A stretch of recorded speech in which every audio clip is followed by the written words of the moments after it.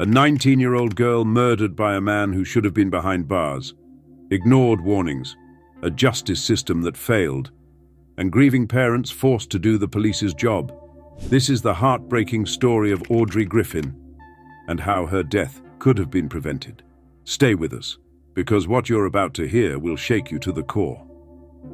Coming up next, Audrey Griffin was just 19, full of energy, intelligence, and dreams of a Navy career. She had a bright future and many friends. But one tragic night changed everything. Audrey was walking to a friend's home after a fun evening when her life was taken by a stranger. She didn't know the man. She had simply crossed paths with a monster. The killer, Adrian Torren, was known for violence. He picked Audrey at random, choosing to do as much damage as he could. His own wife, Michelle, now reveals the dark truth, that she had been living in fear for months. On the night Audrey died, Adrian left her chilling messages, threatening to kill her. He called again and again, filled with rage. Michelle believes Adrian was heading to her home that night, but instead, he found Audrey. It was pure misfortune. She was in the wrong place. What's more heartbreaking is that this death could have been prevented. Adrian had broken a protection order more than once, yet he was still free. Audrey's parents, Kathleen and Trevor, are shattered. They visit the quiet creek where her body was found, desperate to feel close to their daughter. Her father remembers her as kind, joyful, and loving. But what haunts him most is imagining her final moments, terrified, fighting for her life. Police first called it a tragic accident, but her parents didn't agree. They searched for answers on their own, helping investigators find the truth. Now, Adrian's history has come to light, a past filled with abuse and threats. For weeks after Audrey's death, he continued harassing his wife, even as the police searched for answers. Michelle now asks the questions many are thinking. Why wasn't he already behind bars? Why did it take a grieving family to uncover the truth? Why was Audrey left unprotected? Her life mattered, and it should never have ended this way.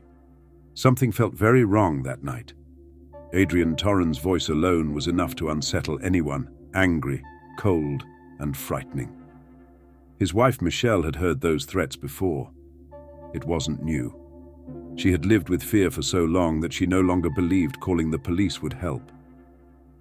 That night, she stayed silent. Now she lives with the heavy thought. What if she had made that call? Maybe officers could have stopped him before Audrey crossed his path. I should have done something, Michelle admits. It's a horrible feeling. This morning I watched the sunrise, and I realized Audrey will never have that again, not even the little moments. Audrey's mother, Kathleen, was in Sydney that Sunday morning when she checked her daughter's location, as she often did. What she saw instantly alarmed her. Audrey hadn't made it to her friend's house. Her phone's last signal came from a place Kathleen recognized too well, Arena Creek. Audrey's friends were already worried and reported her missing. As her parents rushed to help with the search, new evidence began to surface. A friend's husband, who had gone out looking on foot, found her bag near the water. Kathleen and Trevor arrived just as the police did. They walked a few meters, and there, in the water, was Audrey. Her father knew instantly. The heartbreak was beyond words. What followed was a moment no parent should ever face, identifying their daughter's body at the morgue. Police told them it was likely an accident. Drowning, they said. But Kathleen saw the bruises, the scratches, and something deeper. It didn't add up. She was strong, Kathleen said. An ocean swimmer, at the gym by 5 a.m. She wouldn't just fall into a creek. Trevor agreed. When they saw Audrey's face, she didn't look at peace. There were signs of struggle, mud under her nails, tension in her expression. Kathleen didn't just feel it in her heart. She knew it. Something terrible had happened to their daughter. Despite their grief, Kathleen and Trevor began pushing for answers. It wasn't the police who found Audrey's phone. It was one of Kathleen's friends, 3 days later. It had been there the whole time, in the mud between tree roots near her belongings. Police claimed to have searched daily, but never at low tide. Crucial evidence was missed. Even worse, there was silence in the media. No public appeal. No warning to the community. Kathleen had to walk into the station and ask why no one had been told. It wasn't until the next day, 4 days after Audrey died, that any statement was released. Why did her parents have to fight so hard for the truth? Why weren't police quicker? Why was no one warned? These questions haunt the people Audrey left behind. Audrey Griffin wasn't just a name. She was a daughter, a friend, and a life stolen too soon. After her murder, her mother Kathleen searched for answers, but police inaction left her desperate. Meanwhile, her killer, Adrian Torren, terrorized his estranged wife Michelle with threats and harassment. Michelle had long feared his violence. Despite an AVO, Torren stalked and threatened her for months, yet police failed to act. His violent past, assaults, broken orders, ignored sentences, was a warning ignored. Months before killing Audrey, he faced another conviction but walked free with rehab and community service. 3 months later, Audrey was dead, a preventable tragedy fueled by systemic failure. Now Michelle asks the question haunting everyone involved. How was this man still out on the streets? The judge had a choice, to put him behind bars or to give him another chance. That choice cost a young woman her future. To that judge, Michelle says, you shouldn't have let him walk. A daughter is gone. A mother is grieving. This never should have happened. The justice system had warning after warning. Adrian Torren had a history of violence, threats, and disregard for court orders. Still, he was allowed to walk free. And because of that freedom, Audrey Griffin, a 19-year-old full of hope and ambition, lost her life. Audrey's parents, Kathleen and Trevor, are devastated. But more than grief, they feel disbelief. How could someone like Torren, with so many prior offenses, still be on the streets? I'm not just speaking for my daughter, says Kathleen. I'm speaking for every woman out there. Why was this man allowed to roam free? When Audrey was murdered, police initially suggested it was a tragic accident, misadventure. But her parents knew better. They saw her bruises, her scratches. Kathleen noticed mud under her nails. Audrey was strong, an ocean swimmer, always active, fit, and disciplined. Drowning didn't make sense. Their fears were confirmed when it emerged that Torren, a violent man with a long criminal record, had not only killed their daughter, but returned to the crime scene just 5 days later. A witness saw a man matching his exact description near the creek in the early morning, poking around with a white stick. That sighting was reported, but still police didn't act. Not right away.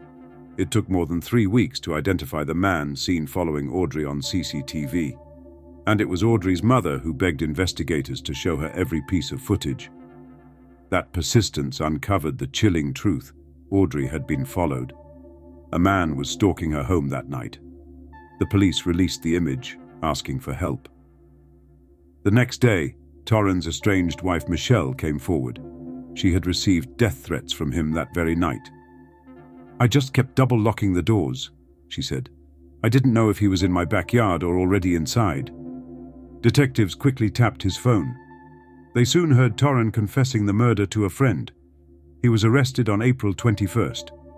For Audrey's parents, the moment they got the call was like losing her all over again. Trevor revealed that Torren was charged based on DNA evidence and witness accounts. Investigators believe Torren was en route to attack Michelle when he randomly targeted Audrey instead, a cruel twist of fate. 3 days after arrest, Torren killed himself, leaving the family without closure. He was a monster, Kathleen said. This was inevitable, yet it never should have happened.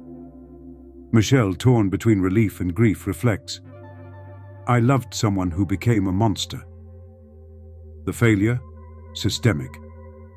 Torren's violent history, assaults, breached orders, threats, was ignored. Months before Audrey's murder, he received a slap on the wrist for harassing Michelle.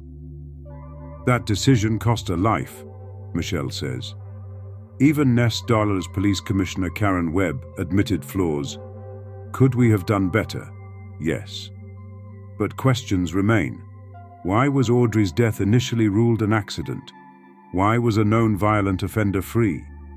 Instincts weren't enough. Without Kathleen's relentless push for CCTV review, justice might have slipped away. Michelle's report was also key. She identified the man in the CCTV image. Her tip-off gave detectives the breakthrough they needed. The commissioner has promised to meet with Kathleen and Trevor. Her story deserves to be heard. If this moved you, share it, not just for awareness, but for change. Subscribe for more true stories that must be told. Justice isn't just about punishment. It's about never letting this happen again.